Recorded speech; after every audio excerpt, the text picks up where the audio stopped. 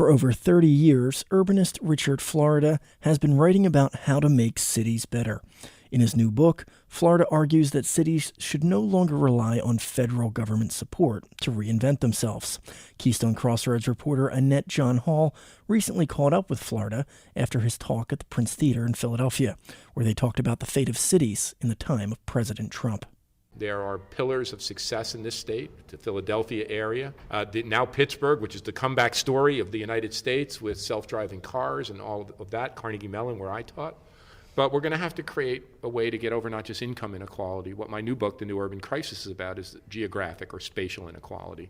The small areas of winners that have knowledge institutions, that have great universities, that are attracting investment and talent, and the much bigger areas of losers. And, that's part of the backlash which created Trump and this rise of populism and the anger and the anxiety in our country. So we have to develop strategies to build up, and we have to do it locally, to strengthen their economies, tell them how to build their economies, but we have to do it in a way that's inclusive.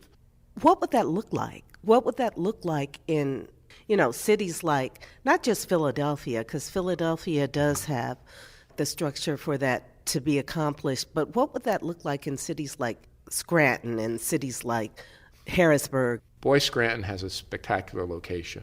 It's close to Philadelphia, and it's close to New York.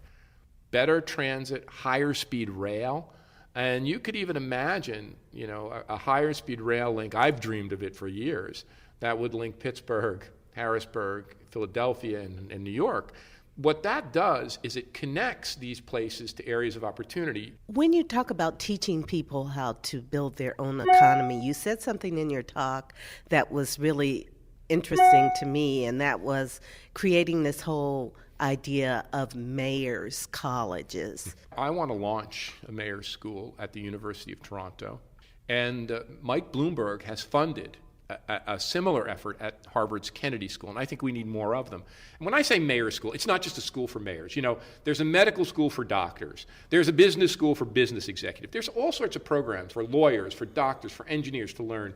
But for city builders, don't get me wrong, there's good urban planning graduate schools, but we don't have the kind of big-scale efforts in educating mayors and urban leaders. You talked about having to rewrite your book after President Trump was elected. How will this new administration impact cities in your mind, and what can cities do to handle it?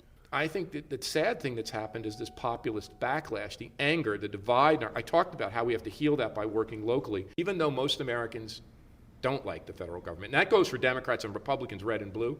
Most people are quite prideful and quite proud and loyal to their local leadership and care deeply about their communities, urban, suburban, rural, ex-urban. So I think we could actually build a bipartisan coalition of mayors, city builders, urban leaders, and national politicians to accomplish that. Thank you so much. Thanks for having me. It's great being with you, and it's great being back in the great city of Philadelphia.